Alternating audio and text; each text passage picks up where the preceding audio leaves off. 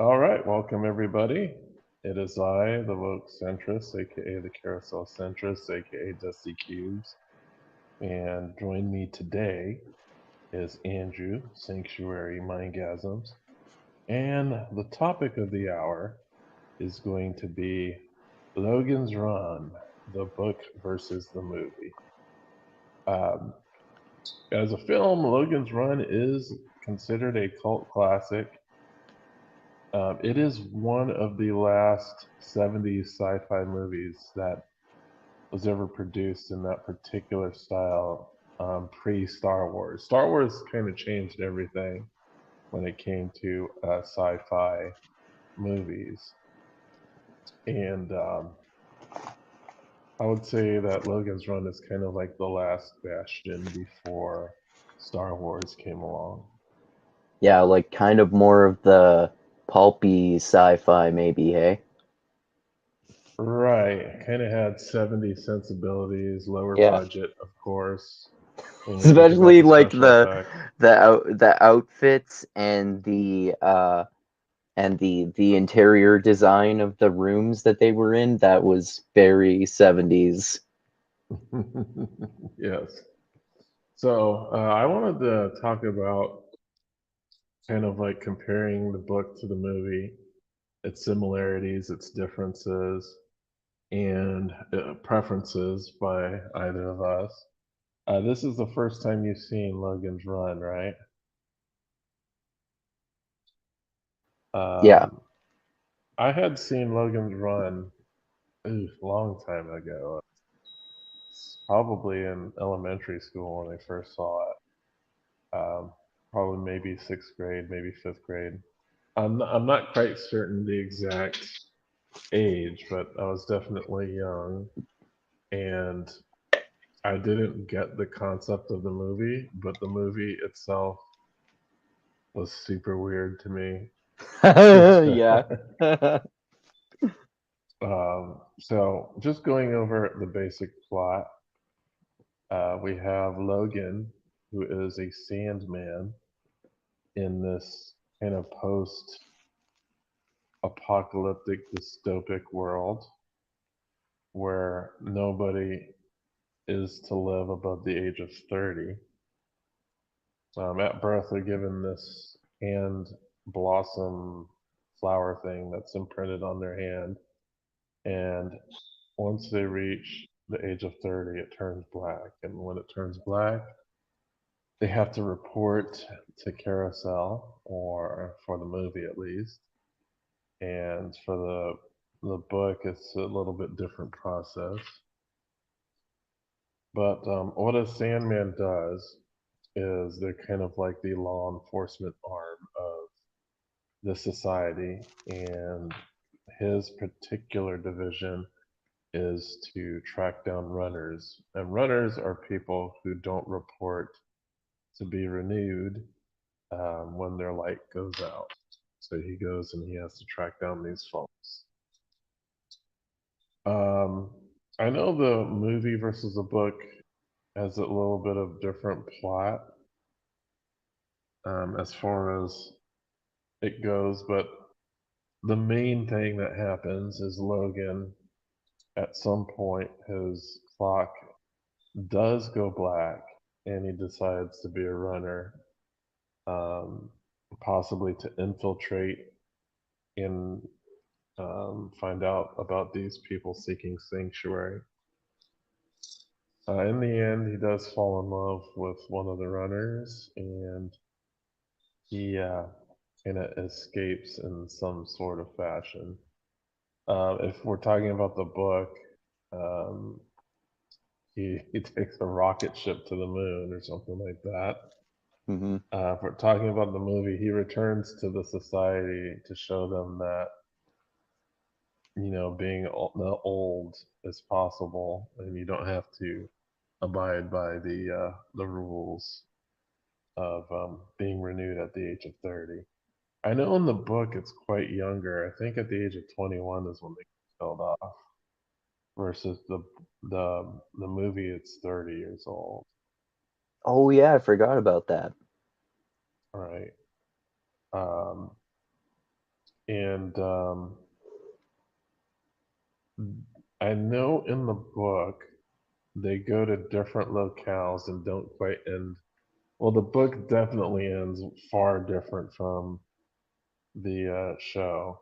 I mean Hmm. the movie. I also forgot to mention to you as well. There was also a series produced. Oh, was there? Yes, an actual TV series. I think there are actually more than one season as well. Hmm. Okay. Have you seen it? I have not seen the series, no. Okay.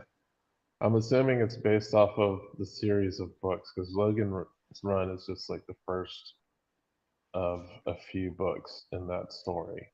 Yeah, I noticed that. I want to try reading the other books because I thought the first one was pretty decent. Yeah, so the first book um, is very short. Yes, it's I more think like a it's like, novella. yeah, it's very short. The pace is ridiculously fast. Yeah, Um, so if you go scene by scene, the book has probably more scenes in it. The pacing of the movie is quite slower than the yeah. pace of the book.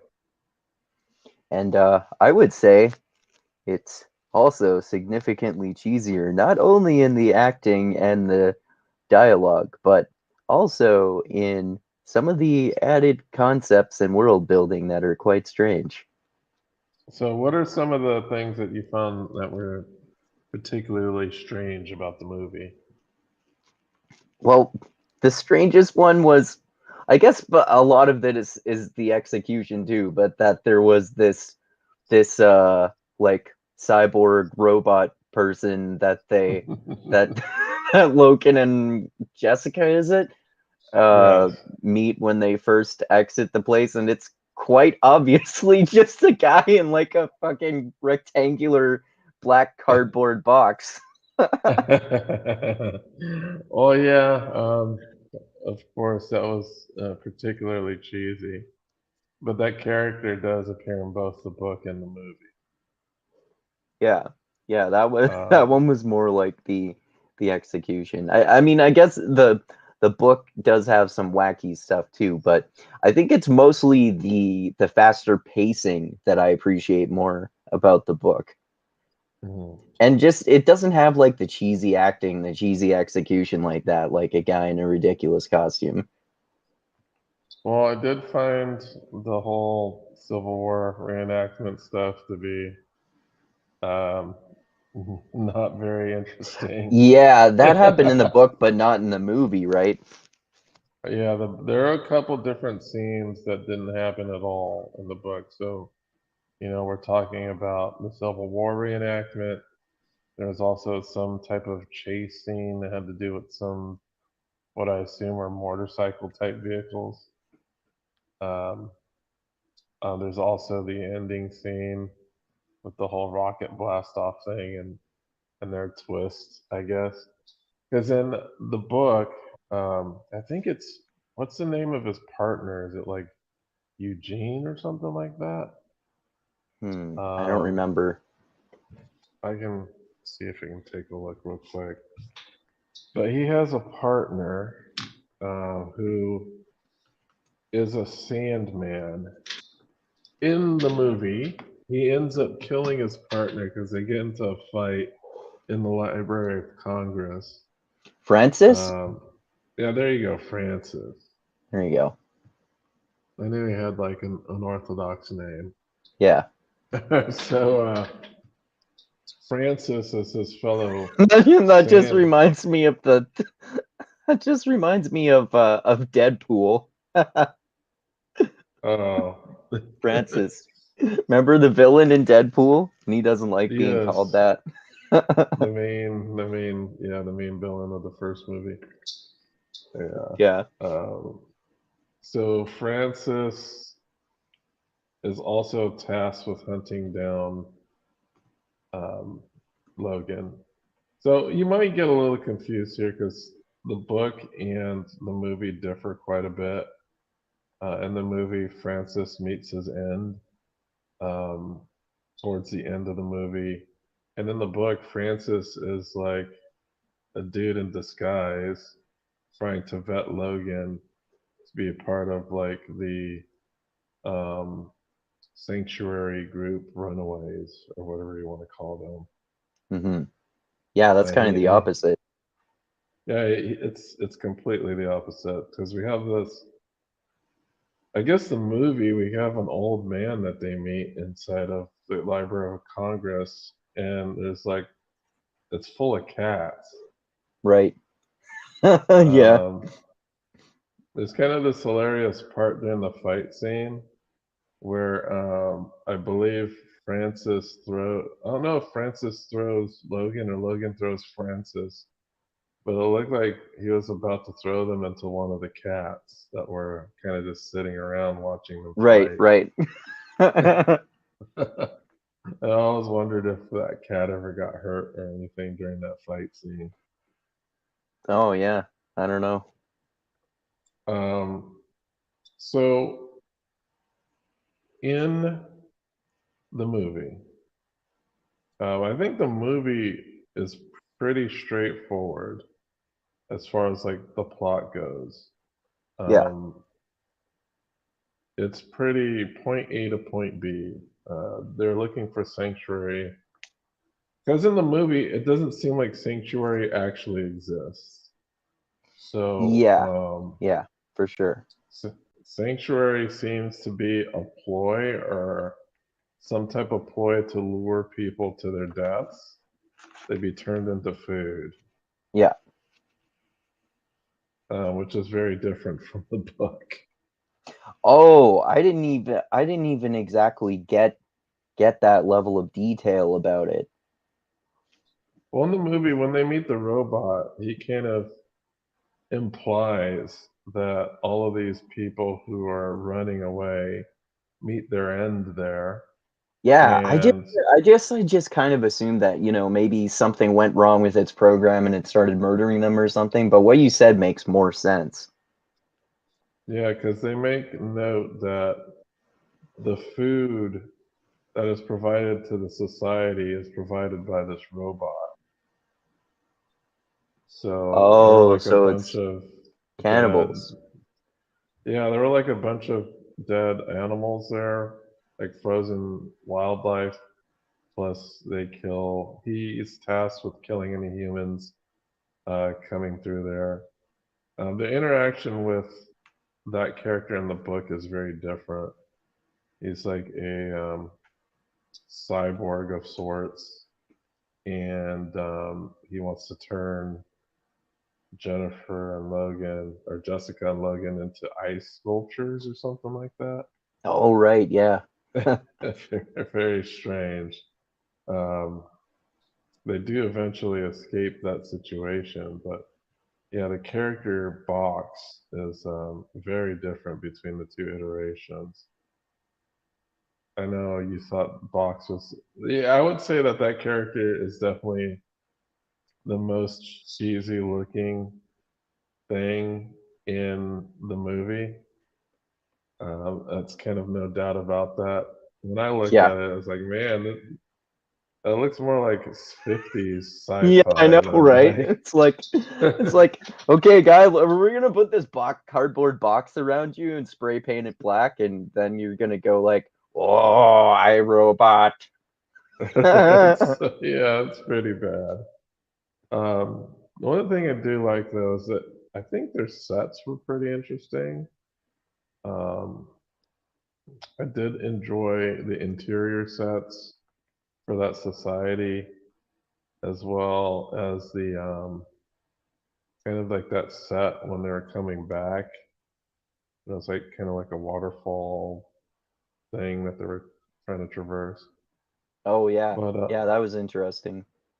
yeah, and then it looked like the set that they used for the interior of like the big arcade area. I think it was actually a mall that they used. So I was trying to find like where they got their sets from, and there were various locations from where they got their sets. and Okay. including like the underground areas that they were escaping through and things like that. Um, I think because Logan, that was like the first time I saw that actor in anything. I Oh, know he's in see that I other. saw I saw this I saw this after I had seen him in Austin Powers as Basil. Yeah, So I know it that's was kind of harder like for me what's to take famous him seriously. because he played Basil. Yeah. um, but I thought he did a pretty decent job. I thought most of the people acting. I think the worst was probably Farrah Fawcett because Oh she was yeah, like a she complete airhead. yeah. Yeah, definitely. Complete airhead. Like even I don't know if she's just playing an airhead, but man, um, the woman she played in that was pretty dense. Yeah. Because there's a point in where he goes to get plastic surgery and everything goes wrong. The doctor recognizes he's a Sandman, so he sets the machine to kill him. Now that backfires and he kills the doctor. And they kind Right. of ask her what happened, and it's like pretty obvious to the viewer what happened. And he basically tells her that's not what happened. You this is what happened, and she's like, oh yeah, I remember now. Yeah, that part was Like, weird. yeah, yeah, it's like a complete airheaded dunce. I was like, okay. And there's a part where they're like escaping through an orgy club. Do you remember that Yeah, part? yeah, that was funny. But that was also part of the book. They also did that in the book as Yeah. well. Use an orgy club to like um, sneak through and blend into the crowd. Um, so, were there any other things you thought were cheesy, particularly about the movie? I guess mostly just the acting and the execution of everything that went on and the costumes and the sets and stuff. So you didn't like their disco costumes? No. Yeah, they're basically wearing like disco attire. So I think they're like color coded by age or something. Like there's reds, greens, and the Sandman all wear the same thing. Um, what did you think of Carousel? Because Carousel was not in the book. uh yeah, I thought that was interesting, but again, the execution kind of just ruined it for me. It's an interesting idea though. There were some attempts at world building in the movie that they added that weren't in the book that were kind of like that to me. Interesting in theory, but not execution. Like, what were some of the elements that you thought weren't well executed but were interesting? Mm.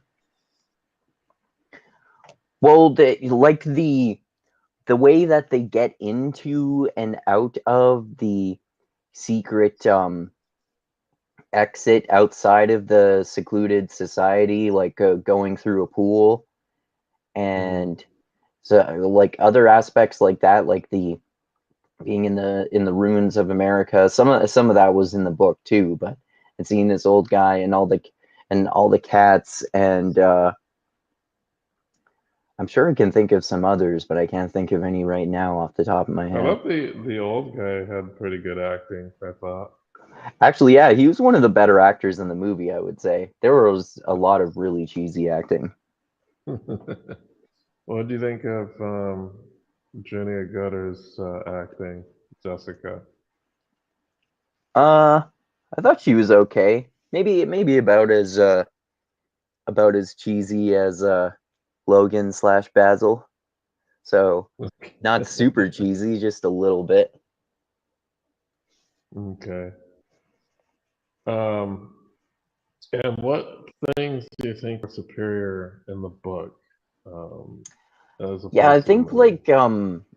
like I said, kind of mostly just the pacing, and then also it's easier to get away with uh, in the book stuff that you don't have to depict, like the way this society works and all that stuff that was cheesily executed in the movie. So I just like that. I thought you know the world and the dialogue and the plot and character relationships and stuff just felt like it all worked better, and the Hmm. fast pacing worked better too. Okay, okay. All right. So one of the things I've noticed is we probably have terribly different opinions of the book versus the movie. Oh, you did you like the movie a lot more? I did. I did Oh like the wow. movie more. I thought the movie was just so fucking cheesy. I thought it was cheesy to the point of being hilarious because it was inadvertently comedic. Yeah, some of it is, but I am so used to watching those types of movies that it kind of those types of things don't stand out as much, I guess, to me. Um, Okay. Yeah, you definitely do have a higher tolerance for cheesiness than me. I don't know. To me, when I think of 70s sci-fi, like pre-Star Wars, a lot of it is like that. And, Yeah. when I'm thinking of watching all the Godzilla movies, Oh it's like no yeah. cheesier than those. So it's like I'm Yeah. so used to that type of presentation when it comes to sci-fi and things like that that it doesn't really bother me that much. Okay. Yeah, Um, I usually like it depends on how cheesy it is. It either annoys me or depending on how cheesy it is, I might just actually find it hilarious. mhm. So you found it cheesy enough to be hilarious. Yeah, that's Okay. basically what the level of cheesiness that I noticed in this movie to me. Okay. Okay. Um, so if you were gonna say, what were the positive aspects of the movie that you thought? Oh, well, I think that aspect of the movie that I liked the most was the world building that they brought over from the book and kind of built on a little bit there, like the carousel, for example. Hmm. Yeah, I'd Right. probably say Right. that's my favorite. That's my favorite aspect of the movie. That they added a couple things to kind of flesh out the society. Yeah, I know that that's one of the bigger problems I had with the book is that the world building seems almost nil. You know, yeah, pretty much. Yeah, it's the only reason I'm able to I'm able to mentally depict this world is because I've seen the movie. So man, I wouldn't when want to I'm, depict the world based on the movie. well, like I said, I have a high tolerance for cheesiness. So, Right. because this book was written in the '60s, I believe. Yeah, but so was Dune. So, yeah, but Dune was made in the '80s, though, the movie, at least the first Well, one. yeah, true. And the first movie can be considered cheesy by today's standards. Yeah, Certainly, a lot of people think it's a cheesy movie, yeah, that's why I haven't made it through it. but I like the original Dune movie. I definitely prefer the newest one. I have not seen the newest one yet. I I think it's will pretty eventually good. get around to it. I think it's pretty good. They made some mostly minor changes, but I think it's pretty close to the book mostly in the it's just a good movie too. Okay. Well, I'm gonna have to check it out some of these times. I have HBO Max. I might as well Oh yeah, check for it out sure. and see what's going on with that. Cool. Um, so the world building, I think that's kind of what I thought too. Like the movie had more of a sense of wonder. Like the world was super interesting. Seems super alien compared to our own world. It kind of really pushed that sci-fi weirdness to me. Yeah. Um, and I thought that the pacing was more on par with what I was used to. The breakneck pacing of the book sometimes was difficult for me to follow, and I ended Mm. up having to like rewind a lot because I The felt like only I was reason I found it easy to missing follow things. was because there wasn't that much to the world building and the story in comparison to the movie. Right, right. Because it's oddly more stuff happens in the book, but I feel like the book is like pretty damn short. But there's like Yeah. zero character development. You know, Um, the book and the movie are basically the same length actually, because the yeah, audiobook is 2 hours and the movie is 2 hours. And there are right, hardly any end credits in the movie too. right, right. Um, so Logan's Run. Um, so you said that you preferred the pacing of the book. Yeah. So were there any elements of the book that you didn't think were so great?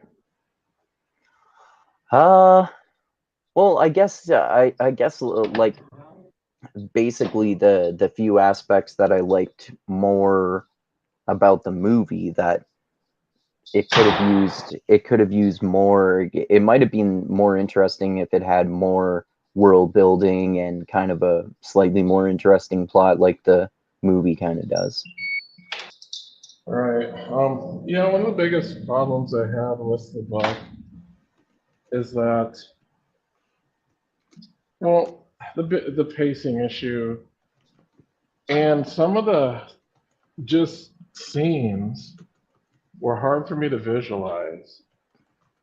I think Yeah. the hardest for me to visualize was like the bike chase scene Hmm. because they didn't even really describe what these vehicles were that they were on. So it was like, are they on buggies? Are they on motorcycles? Like, what the hell are these Well, things? Like, I nothing mean, gets to an described. extent, they have to visually show stuff in a movie, right? And I mean, it seems like the book also is still pulpy 70s sci-fi. So part of that is, not really building out things and describing things that thoroughly. So maybe that's part of not that it's necessarily a good thing to do or anything like that, but maybe it's part of the earlier aspect of sci-fi that you were talking about before, like Star Wars and Dune and stuff like that, where things were built out and described more thoroughly.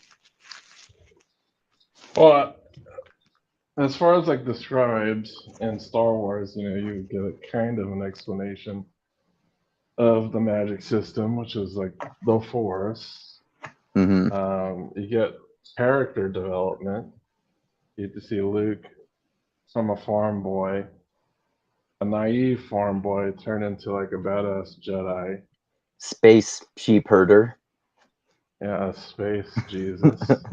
Yeah. He eventually becomes Space Jesus in like the later episode 8, I guess. Is that Yeah. where he becomes Yep. Space Jesus? Yep. um, Space ghost. but but yeah, I think my disappointment was, and this was my biggest disappointment coming from the movie. I was expecting the world of the movie to be told with much more detail. Okay. Instead of, I kind of feel like I got the opposite.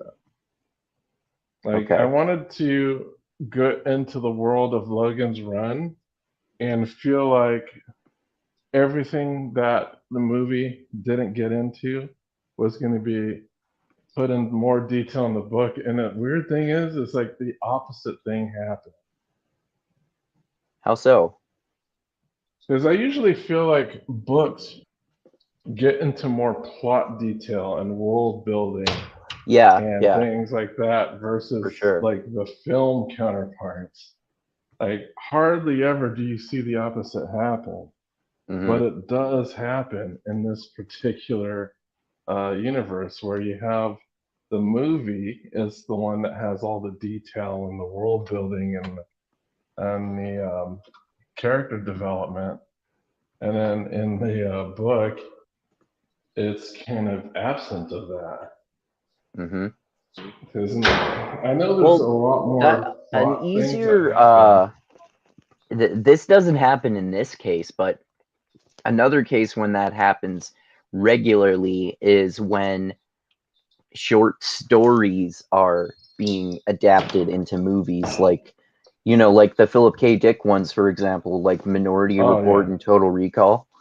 right, right. And any short story like that, right? Like something that's a novella, or well, I Hmm. guess it's not as much if it's a novella like Logan's Run that we're talking about. And I was just thinking about I Am Legend also, but still, I Am Legend is a novella. A novella is kind of maybe similar to the length of a screenplay, I think. I don't know. Right, but there are some times where they're about equal. Like Yeah, if I'm like the Time Machine, I feel yeah, like either or. Even the movie seems less detailed than the short story of the Time Machine, yeah, that's true. to some extent. And I think they're about the same length in audiobook form and movie form. Time Machine? The Time Machine, yeah, the one with I Guy think Pearce. Time Machine audiobook might be a little longer. I think it might be like a Lord of the Rings movie length, 3 hours or so. Okay. Not sure.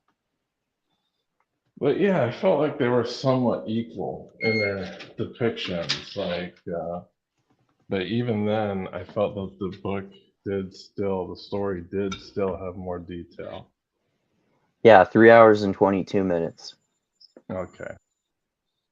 So yeah, that's what my disappointment was because I thought I was going to get into like a full length novel and have this world much more fleshed out. And then when I Hmm. downloaded the audiobook, I was like, really? Only 2 files? Yeah. Is that it? Hmm. Did I mess up the download? As I was looking, I was like, no, it's only 2 files. Well, we should read the Okay. sequels.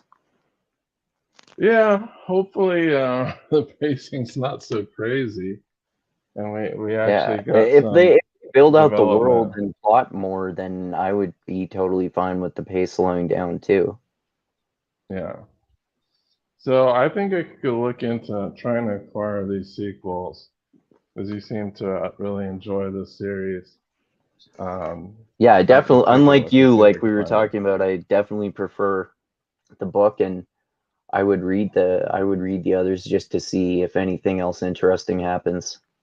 Hmm. So, wait, he fought gypsies, right?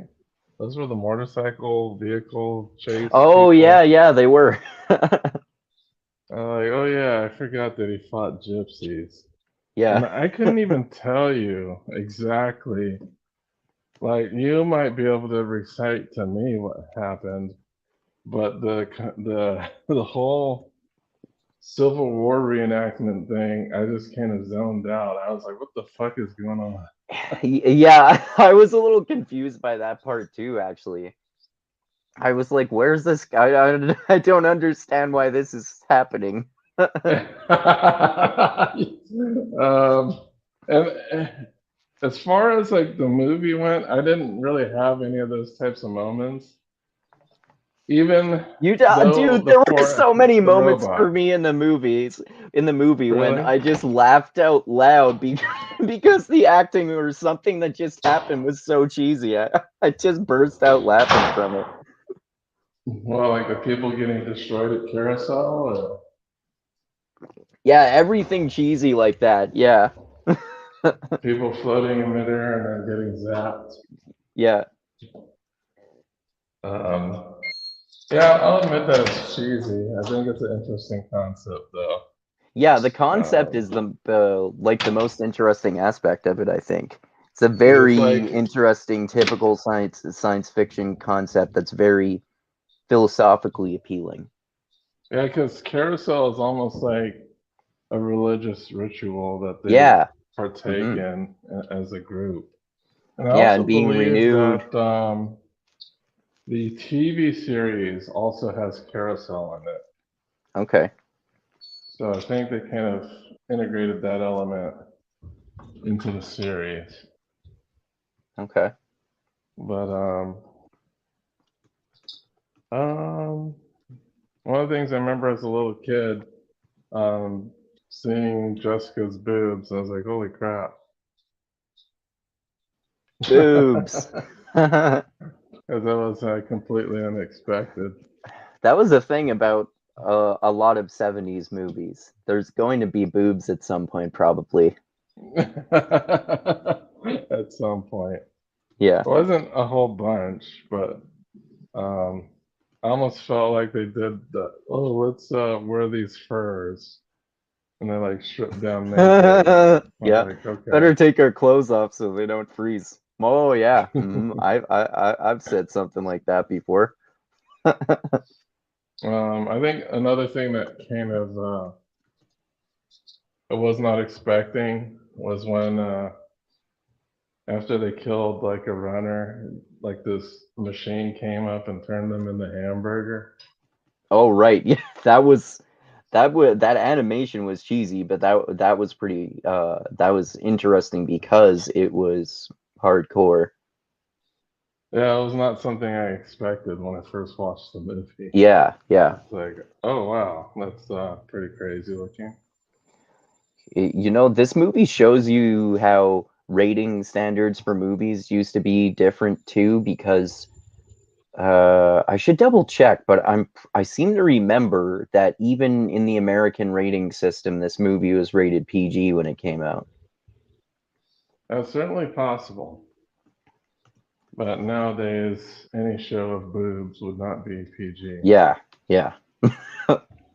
It's funny, like it's not a big deal for someone to see a pair of boobs. That I was a I I heard Daniele Bolelli talking about this on his podcast the other day because I was listening to one of his podcast series about this Buddhist guy who liked to party and have sex a lot. He was Hmm. talking about how a lot of Americans in particular are offended by sex, but if there's gratuitous violence all over the place, there's no problem whatsoever. Right. Yeah. Oh no, it's boobs. Rated R. Oh, the humanity. But go play. It's okay. Go play Call of Duty, honey, or go play, or better yet, go play Gears of War or something much more bloody and violent. Well, I think Gears of War is actually rated M, so Oh yeah, for sure. I'm not saying it's like rated E or something like that. yeah, yeah. But I think the first time I saw boobs in video games was the first God of War game. Hmm. Yeah. So I think in God of War, there's a mini game in between levels where you have to rigorously have intercourse with like three women, and it doesn't show you having the intercourse. It kind of pans over to a nightstand with a pot on it, and in order to judge the vigorousness of your sexual activity, you have to knock the pot off of the nightstand. That's so funny. That's hilarious. If I find a video of this, I'll send it to you. But I was like, really? This is a mini game? That's okay. But yeah, that That was in the reminds first that God of War reminds me game. about like what happens if you go and have sex with a prostitute in Grand Theft Auto and it just pans to like a vision outside of the house, but you hear them having sex, but that like having to make the plant go off the stand, that's so much more hilarious. Yeah, I know that they're trying to get some laughs out of that, Yeah. but I was like, oh man, this is ridiculous. Um, but yeah, I did like the movie. I enjoyed the movie. I've seen the movie like three times, I think. Oh man, I would not Um, want to watch it again. it's that bad, huh? Yeah. Um, but you did enjoy the book. Yes. I was not expecting the ending of the book. Was not expecting Logan to go on the rocket ship to the moon. Yeah, me neither. That seems super cheesy to me. I know the movie is just complete cheese, but the whole rocket ship to the moon thing just seems pretty weird. I Yeah. know there's many more locales in the book because they do talk about, I guess, their transportation system they use seems to travel great distances to these cities that are in different parts of the United States. Um, Oh 'Cause they yeah. do, yeah, because I think the movie just takes place in a city and in the area outside of that city. Yeah. So it's very confined to a couple different settings, as Yeah. opposed to the book, which kind of is all over the place. Yeah. But you didn't mind that, though. I thought that was cool. All right. Yeah, I So did. Yeah, that's actually the only aspect of the book that has more world building than the movie, I guess. there's more locales because I know the one of the things I did like that was because as soon as it happened in the book, I was like, man, this is a major departure from the movie. Was when I guess he got sent to that prison colony or whatever, Right. Right. and I was like, okay, so this is really different. So, and he had to like do this fight to survive type of thing, and in order to survive further because they're having food shortages. He went out to meet this robot guy person who had kind of skip jumped out of their little colony and lived up on his own. But he ended up being crazy. Yeah, exactly. so, and then we also, I think there's also the depiction of the the younger kids. And I think one of the things that they did better in the book was in the book, the younger kids seem to be way more dangerous Yeah, than in the that's true. movie. Because in the book, they describe the younger kids as like on these like super enhancing drugs, and that if there was a mob of them together, they'd just rip you to pieces. Yeah, that was a more interesting aspect of the book. I think they fleshed that out a little bit more, the use of that drug to give you like enhanced physical abilities. Yeah, because there is a point in the story where Logan himself uses that drug. Yeah. He uses the drug. Does he use it to defeat the robot guy? I don't I don't remember. I remember. think maybe he does, but I'm not sure. Yeah, there's a point where he uses the drug to defeat an opponent, and I think it did have like some after effects that weren't desirable, but he had either do that or die, so he had very little choice. I think it was the robot encounter. Oh yeah, because they said that in the book too. Only the very young can use it because it's so hard on the heart.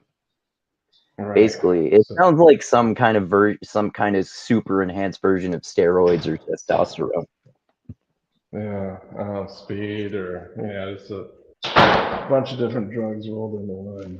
Yeah, Um, so yeah, you enjoyed the book. All right, so if you were gonna give the book some stars, what would you give it? I think I gave it 3 stars. Okay, so I gave it two. Oh, I okay. I think most of it was because of disappointment. Not I was like super biased by the movie. Like I was expecting something like massively better than the movie, Okay. and I still think it was massively better than the movie. But um, yeah. yeah, I understand. I understand you'd think that, Like but the movie I would give, oh, I don't know, man. I Two just felt stars. more entertained by the movie than I was by the book. Man, really? Yeah. I was so like just annoyed and m- I alternated between being, well, occasionally interested, but mostly annoyed and bored. Annoyed and bored. Yeah. Okay. Yeah, you have a low tolerance for cheese. I know. Yeah. Well, it's good that it's just a short movie, right? Yeah. Um, It's so yeah, definitely I worth would. watching once, I would say, because the inadvertent cheesiness is very funny. Well, the movie is considered a cult classic, and I think it deserves at least a watch. If I've watched it 3 times, and I think this most recent viewing, I enjoyed it more than the previous viewing. Oh, wow. But it had been at least 10 years since the last time I watched it, though. Okay. Yeah, I didn't remember whether I maybe just watched part of the beginning of it or maybe watched it with maybe my brother and I had watched it with my dad when we were kids, but if we did, we were so young that I don't remember seeing it at all. Okay. Yeah, the most memorable thing I remember of the first time I watched it was Carousel Hmm. and boobs. Yeah, definitely. And the whole like hand um like monitor thing that they all had. Yeah. All right. So 2 for the movie, 3 for the book. Okay. Would you Uh give the opposite ratings? I think I'd give 3.5 for the movie. Okay. I think it's just unique. I know it's just you don't. There's not really anything like it. So is the first Uh, Godzilla movie. True, but the first Godzilla movie isn't the best Godzilla I agree. movie. um, I just found it like a unique premise.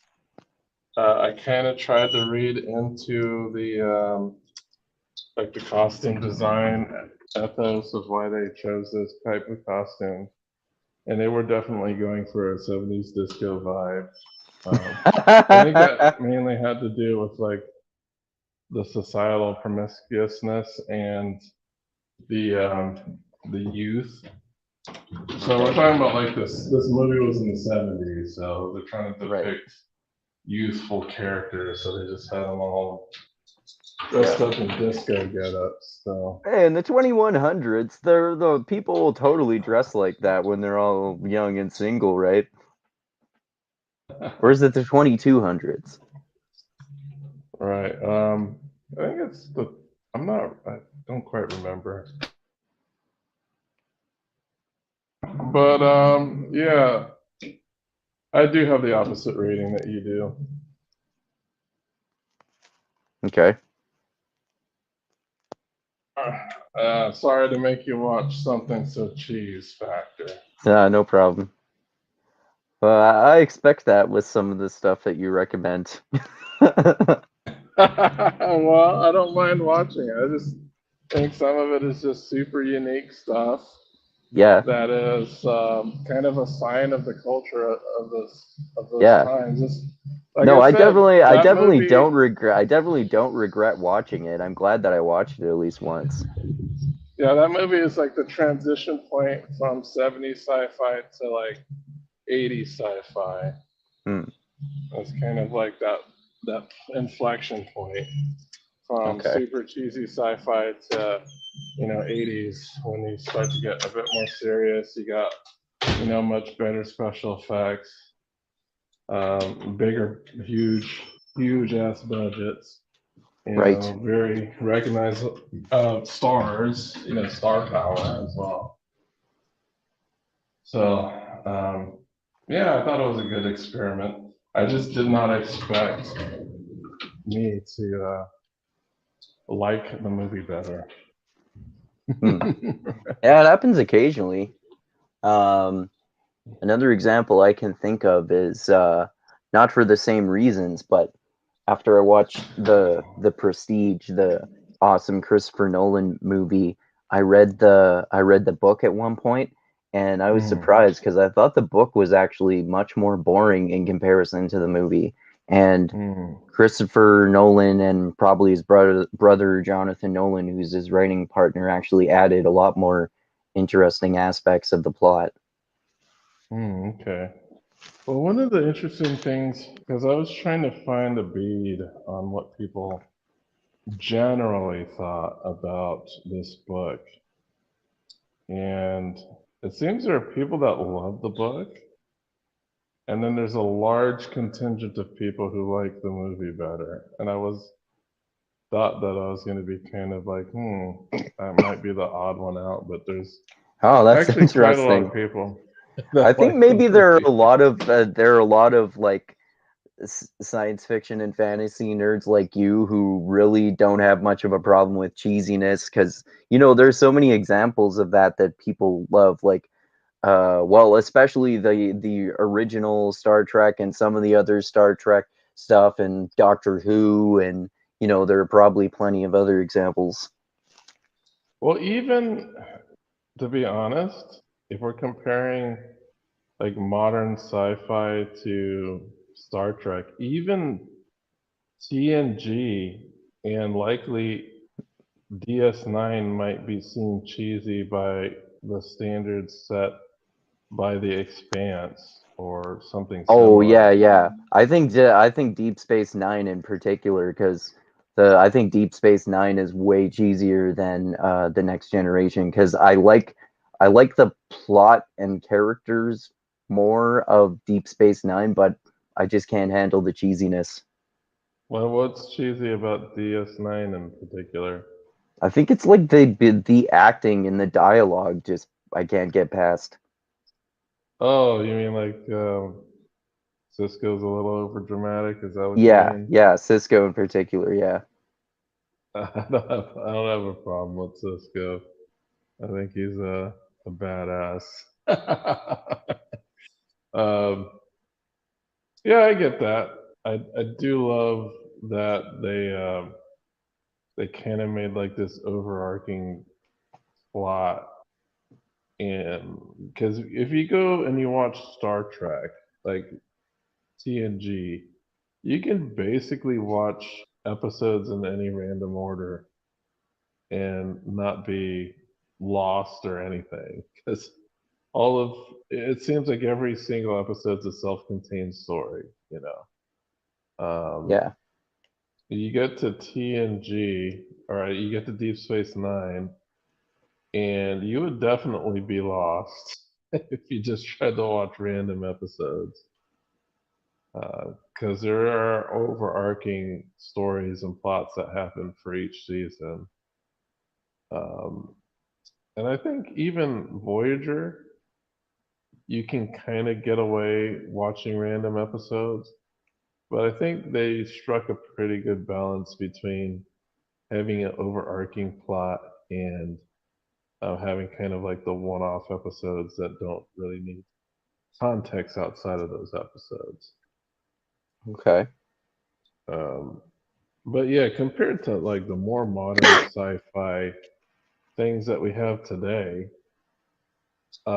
even TNG and Deep Space Nine might seem cheesy. If you go back to the original series, and that would be Master Cheese. Oh yeah. I kind of want to.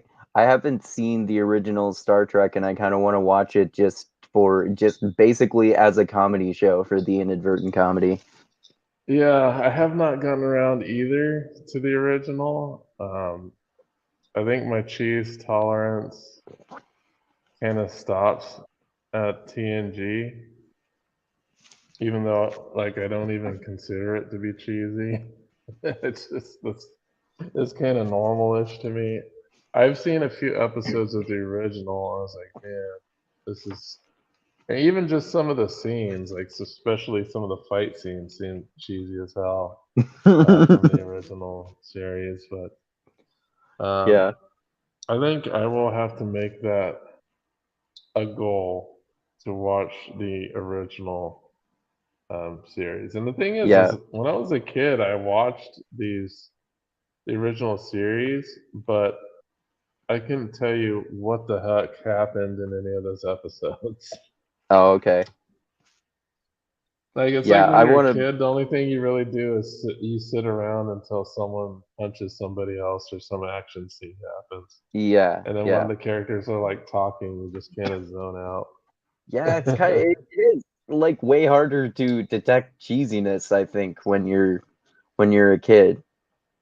Definitely have Well, noticed even that. though when you're a kid, though, it might not be cheesy. You know, I remember watching things like the A Team and stuff like that, and not thinking it was cheesy. It was like Maybe things it's like just Airwolf, standards changing, like how if you Knight watch some Rider. stand-up comedy from the 50s or something like that, it wouldn't even be funny by today's standards. Right. So like Knight Rider and and all those '80s like action shows, Airwolf. I don't even know if you know what those are, What's but that one? Airwolf. I haven't heard of that one. It's like a combat helicopter. It's kind of like Knight Rider, except like the main character flies a helicopter. Oh, okay. Um, That's someone, some writer in some Hollywood writer just did a line of coke, and then the next day and then did another line of coke the next day to reassure himself before going into the office of producer and said, "Hey, what if we made Knight Rider but with like an attack helicopter? Wouldn't that be awesome?" yeah, yeah, pretty much. That's pretty much it's the same show, except and then there's MacGyver, like the '80s MacGyver. Oh yeah. So, like Um, even people in my generation, like millennials, still use that phrase to MacGyver things. I'm not sure if the generation below me, Gen Z, does. yeah, they probably don't even know what MacGyver is. Maybe they use the phrase, but they don't know the etymology of it. That's interesting. They probably like, oh, this MacGyver. It's like, it probably is just like a word they use, Yeah, and they don't don't really know where it comes from. yeah. But there's a lot of words like that that we know that Gen Z is like, what the hell, like to hang up a phone, like something Oh like yeah, that makes like no yeah, sense to yeah. them because they never use a payphone or a rotary phone I or a remember wall I mounted remember seeing phone. it maybe it's like on the Seinfeld show itself, but in one of those stand-up comedy routines that Seinfeld does. I think it. I don't remember whether. Yeah, I think it must be that he has this joke about how he doesn't like those new phones where you just press a button to hang it up because then you can't slam the phone down in anger. Yeah, that was the thing. Slamming the phone down, Yeah, like slamming a door, like ah, clack. yeah. Um, but yeah, there's a few words like that that Gen Z is gonna like. I remember when Nintendo cartridges used to be called tapes. Oh, really? I didn't remember Yeah, that. I Like the remember. original Nintendo? Yeah, like the original Nintendo. People, I remember people would call them Nintendo tapes. At Oh, okay. least, like, I heard people call them like tapes before instead of cartridges Oh, okay.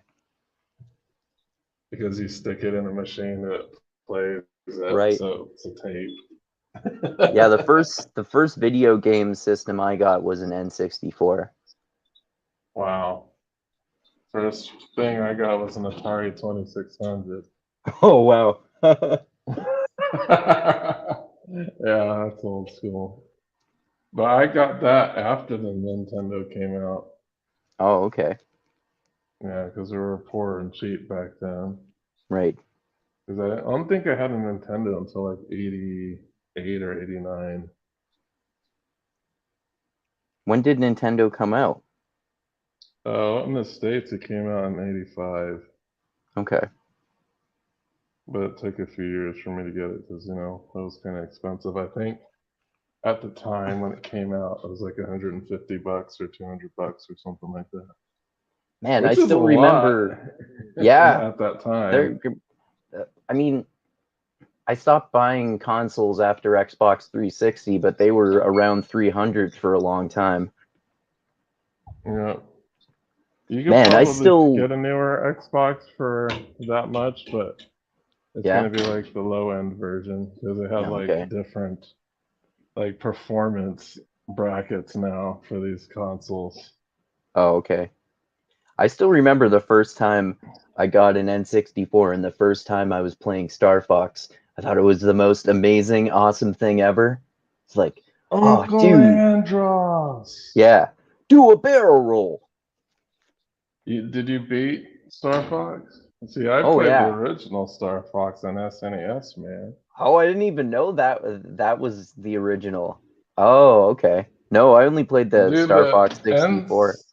N64 Star Fox is Star Fox 3. Is it? Yeah. Well, what are the first and second? Star Fox 1 was on SNES. Star Fox 2 was basically completed, but they never published it. Oh, okay. And they republished it recently. So you can play it on the. I have it for my Switch. So were both of those the scroll style? Yeah, well, both of them have the same concept. Where, well, the thing is, of course, the N64 I think has all range mode or wherever that mode is, where you can kind of fly at your own free will. Yeah. But um, all of the previous games had the kind of on rails where you don't have total control over the direction that you're going to go, Oh, okay. but you can kind of like fly around, avoid projectiles, and shoot things. But it was still 3D, and that was kind of crazy to have a 3D game on the SNES. Right. Yeah, Which at the time it everything. was like completely groundbreaking. Yeah, the progression of technology makes everything eventually seem cheesy, obviously. Yeah. If you probably looked at the original Star Fox, you'd be like, "What is this garbage?" I definitely played some of those scroll style games like Super Mario before Super Mario 64. Oh, well, Star Fox, like the original Star Fox, is 3D. It's not a Oh, 2D okay. scroller. It's an actual 3D game. Oh, okay. Oh, yeah, It's that is just super. okay. It's just extremely primitive looking, but it Okay. is 3D. Like there are polygons, and your Right. your craft is polygonal. I was The picturing thing, like polygon shaped characters. yeah, like the Andros looks almost exactly the same as like. Oh no, I remember the Andros in N64 starts off with like a flesh covering, and then don't you shoot the flesh off, and it's like a metal face. Yeah. Yeah, that metal face is the same metal face from the original game. Okay. So it makes its return there.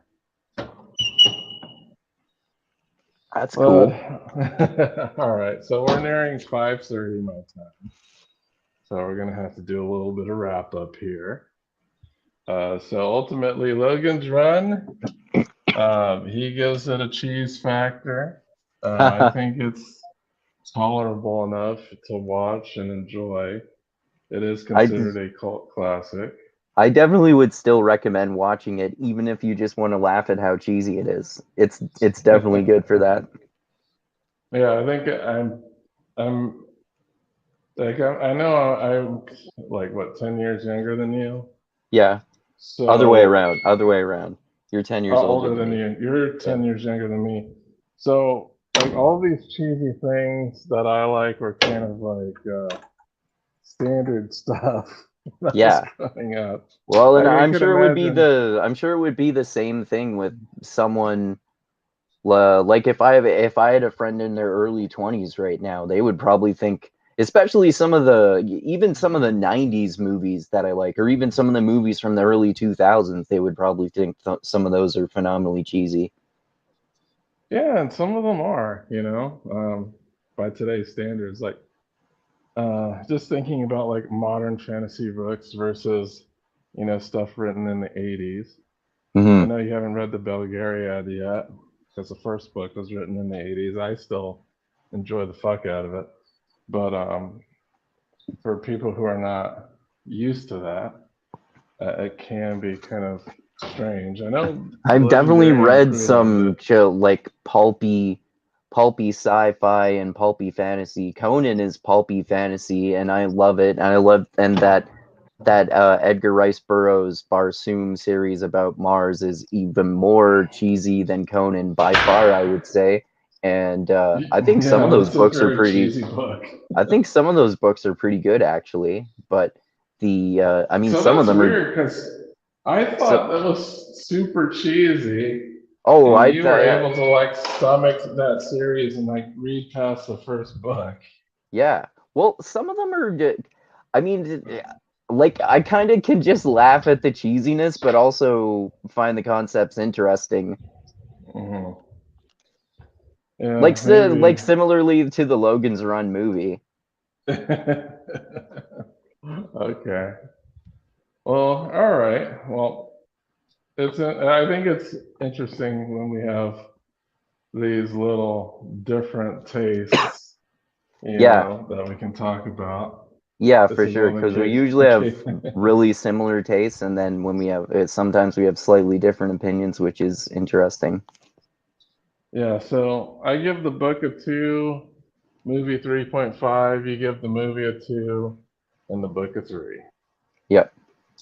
All right, so before we wrap up, do you have any plugs or upcoming videos that you want to talk about? Yep.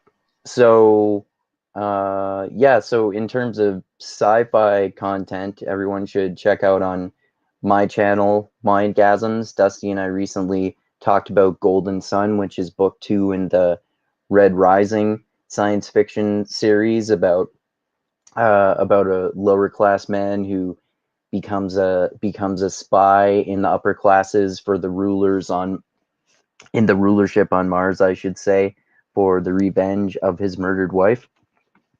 So check that out. And I think I haven't heard back from Chris yet, but ideally we're going to either talk with Chris this weekend about the George Orwell book Animal Farm, or our backup is going to be that one of those stories published by J.R.R. Tolkien that is kind of similar to the Silmarillion about the history of Middle Earth called The Children of Hurin. So that'll be my backup for Dusty and I to talk about. So check that out this upcoming weekend.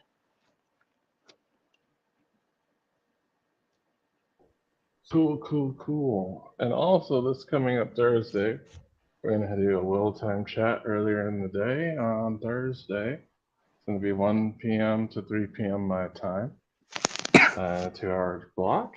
And also, for after that, I wanted to see if you wanted to check out the second Mad Max movie. If you want to start at 1, we could do that. I don't like 1 all that much, but do you think you would want to start at what I think is the more entertaining one, is part 2?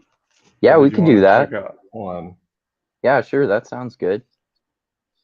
All right, so we can talk about Mad Max, the original, starting at part 2. Okay. And I think like my favorite is part 3, but part 2 is really good too. Okay. Um, and I actually like them better than like the newer ones.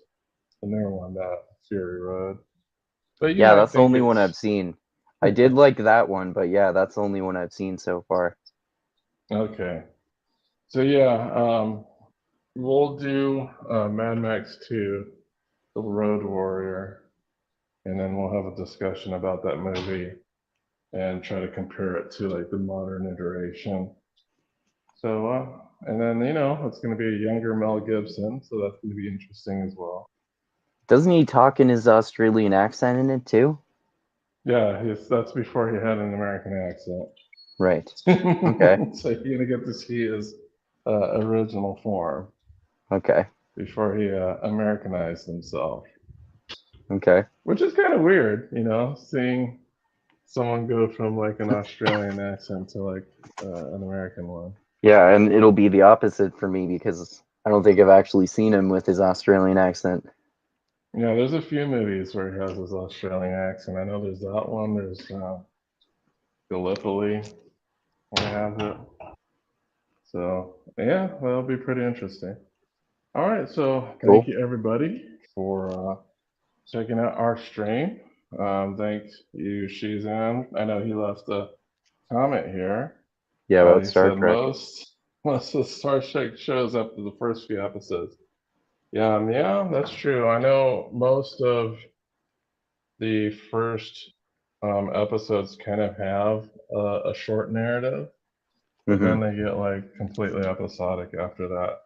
I think the exception would be Deep Space Nine, but the other ones you can pretty much just watch any episode at random for the most part. Yeah, All right. I did that with those when we talked about multiple different Star Trek series on the Mixed Mental Arts channel a long time ago. Yeah, we kind of like picked out picked out a few of our favorites, just kind of discussed them. I know there's a couple um, DS9 episodes you can do that with, and I did pick ones that were really good standalone episodes that you really didn't need the context of what was happening to kind of understand what was going on in these episodes. But yeah, well, thank you guys for watching, and we'll see you next time. All right. Adios till next time, everyone. Toodaloo, toodaloo.